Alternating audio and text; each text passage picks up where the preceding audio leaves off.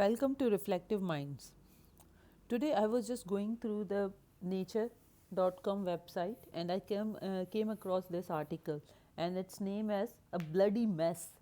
Confusion regimes over the naming of a new COVID variant.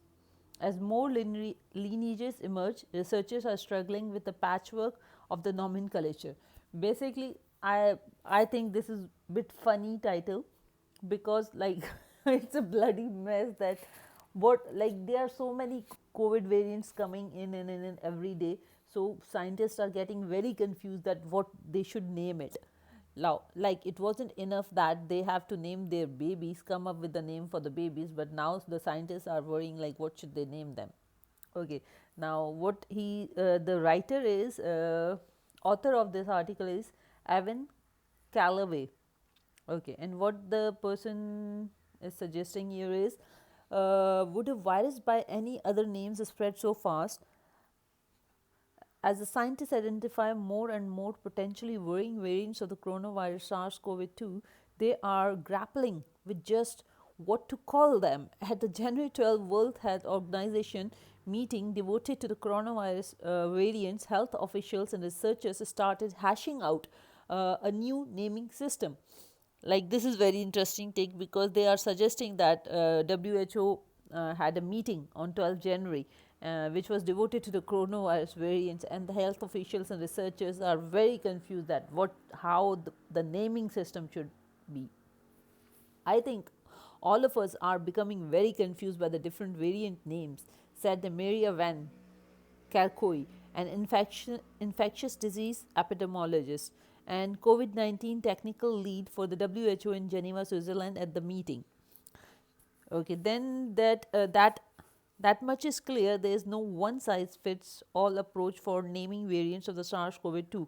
When a fast spreading SARS-CoV-2 variant was identified in United Kingdom in late 2020, Public Health England initially named it a variant under the investigation 2020 one. Oh, that is short for this. Oh, that's interesting. VUI 2020-12/01 for the short. Then, after the risk assessment, it was dubbed Variant Concern 2020-12/01. Oh, after the variation, they named it like this, VOC. First, initially, it was like variant under investigation VUI, and then they say variant of concern, that is VOC 2021. One naming system that researchers developed to indicate the evolutionary relationship between the SARS CoV 2 lineages calls the same variant B117. So now they have two names for the one virus, whereas another with the same goal dubs it as a 201501Y.V1. Oh god. The UK variant, that's called UK variant, is popular in the media. Okay. Although some British newspapers have even described it as the Kent variant. After a country in the southeast England that first saw a spike in the transmission associated with the lineage, variants identified in South Africa and Brazil have received similar monikers. Terms such as a variant, lineage, and strain add to the more confusion because they have no unambiguous definition and are sometimes used interchangeably. Wow, this is some dilemma now. So they are like, firstly they were calling it on the basis of origin, like if it originated in southeast England they were naming it according to that, then the concern virus, then the investigation virus. Now they are like naming it like variant, lineage, strain. So these all things are mixing up. There's so many options. How many permutation combinations would be there? Okay, now they are talking about avoiding the stigma. Because of the relevance to the public, I can see the need for a more straightforward way of naming the variants of the concern, says the Oliver, an evolutionary biologist at the University of Oxford, who co-developed a naming system that describes the relationship between the various early lineages of SARS-CoV-2 and their evolutionary descendants. This is a source of the name of B117. Okay, that's how this was named, in which each successive character denotes a subgroup of the preceding one. There are already naming scheme for all these lineages, but they are mostly of the relevance to the polygenetic geeks like me. Okay. Expert also want to do away with the names that associate a variant with the country or region, as it was suggested England, Southeast. We would like this nomenclature to be easily understood and not include the country names because we want to remove any of the geopolitical issues. We are trying to avoid the UK variant, South African variant, the Brazil variant, and there will be more variants.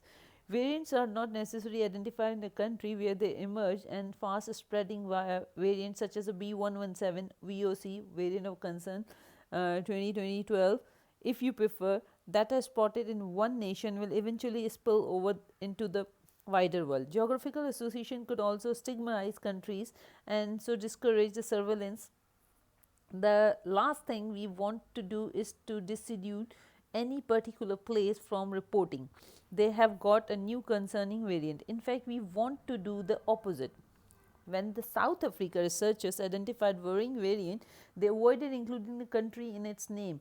At the request of South African president, the health minister says the team member, and the bioinformation at the University of KwaZulu, Durban.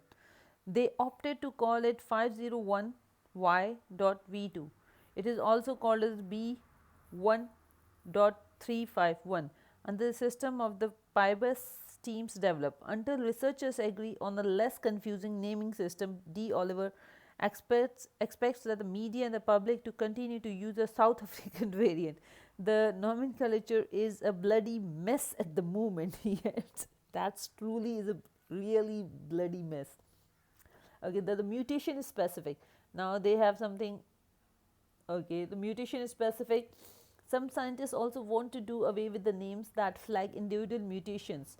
D. Oliver's team called the variant that is identified 501Y.V2 because it carries the substitution in the 50150, like once first 501st amino acid site of the virus spike protein that changes the residue there from an asparaginase to tyrosine donated Y in a biochemical shorten. That name helped connect the hundreds of researchers in the disparate fields studying the effects of the mutation, says the Olivera.